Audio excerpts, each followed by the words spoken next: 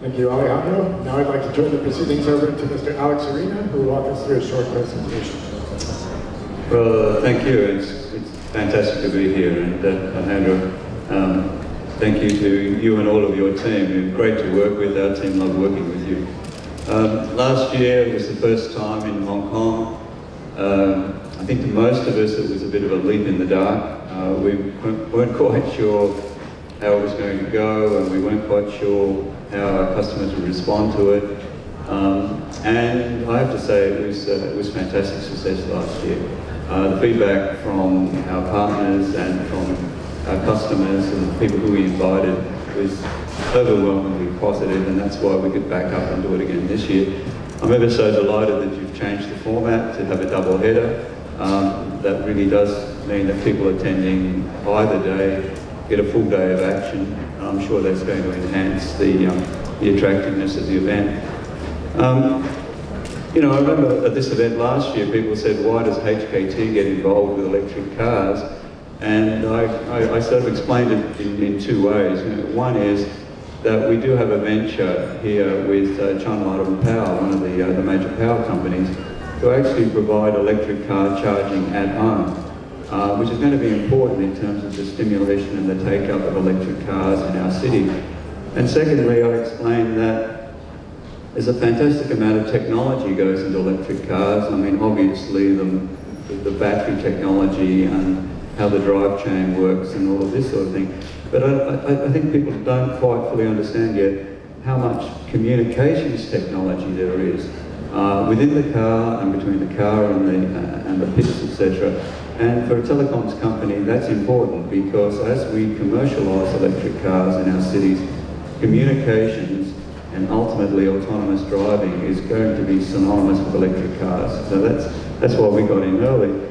But I thought that maybe today I'd share with you a little bit about what's happened in the last 12 months in the global world of electric cars. And it's our decision as HKT vindicated is to continue to be involved. So, you know, we thought we'd look at both the push and the pull factors. In terms of the push factors, a number of countries that have decided that they're going to rule the line on internal combustion and engines and fossil fuels. And it's quite a long list, including for us here. China is saying that they want a complete ban, and probably as early as 2025. Now, 2025 is not very far away. We're about to turn to 2018 in the next month. So this is a very rapid transition. But it's not just China. I mean, it's Norway, India, the Netherlands, France, UK, and I'm sure I've missed a whole lot of other countries there. But there is a global move to adoption of electric cars. And on the right-hand side of this chart, what are the manufacturers doing? And in fact, it would even seem that some of the manufacturers are more aggressive, with people like Volvo saying 2019, that's it. It's going to be electric or hybrids. No 100% internal combustion engine. And you know, the list grows, and many of these brands are now represented here over the weekend. Mercedes, BMW, and Volkswagen amongst them. If we look at the newspaper coverage, and obviously this is in Chinese, but the key points is, you know, the Chinese government is on top of this and really going to drive it to happen. And when they say something's going to happen, it will happen. That we can have confidence in. Even to the point of penalising cars that are carbon cars. More and more companies in China are investing in electric cars, so I think that in future E3s we'll probably have brands that don't exist today. So that'll be pretty exciting to see some competition from brand new entrants. And even Tesla, who Alejandro said is quite well represented in the city already, even Tesla is modifying their cars to meet China requirements.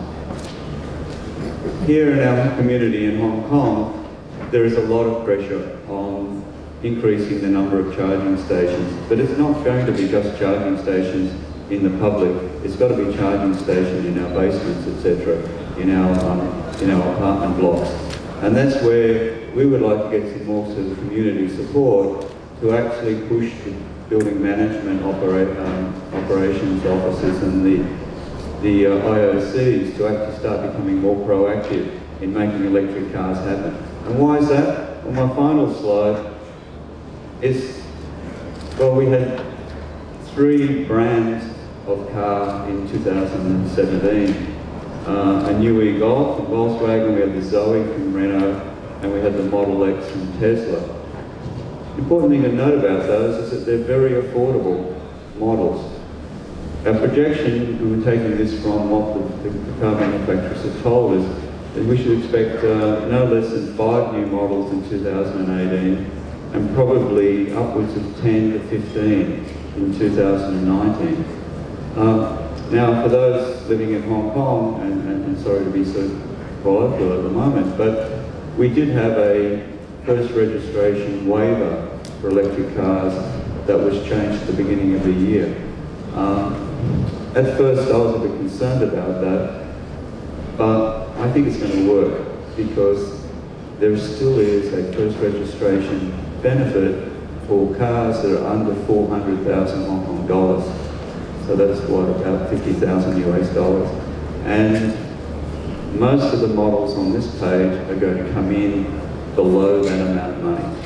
So I think that policy is still directed at getting affordable electric cars into the community of Hong Kong. So I think you're right, Amanda. I think there'll be a massive switch to electric cars in Hong Kong in the next few years. And that promises to get more people involved in e-Freight. So with that, I'll stop my comments. Thank you. Thank you, Alex. We appreciate that comprehensive overview of the state of the local industry. Now I'd like to turn over to Mr. Alan Bond for a few words. Alan? Hi everyone, welcome back to our second time hosting the Formula E HKT Prix in Hong Kong. 歡迎各位第二次喺香港舉辦個電動方程式再次話我哋。I would like here to thank a few parties. First of all, I'd like to thank Alejandro and his team at FIO. They've been working very hard throughout the year and have brought in very successful teams and car manufacturers ranging from Porsche, Mercedes and Nissan. All these new teams engaging into the Formula E, constantly pushing the frontier of the technology edge. Furthermore, I'd like to also thank Alex for believing in our race and supporting our organization. Without them, then we can definitely not make this event happen, and definitely not to this scale. And also to the group of HKT and PCW for all their help with media partnership as well. And yes, it's a great partnership with FIO as well as HKT, in the sense we share the same DNA and same belief, and believe that an electric car will become the future and is inevitable that it will happen. Moreover, I'd like to thank the government for all their support and all the different departments that we've been dealing with in terms of the closure of the road, in terms of approvals, district councils. They've been extremely cooperative and we have been pushing it through, and it's been a lot smoother the second year than the first year. I'd like to thank my team who has not probably been sleeping for the past 72 hours.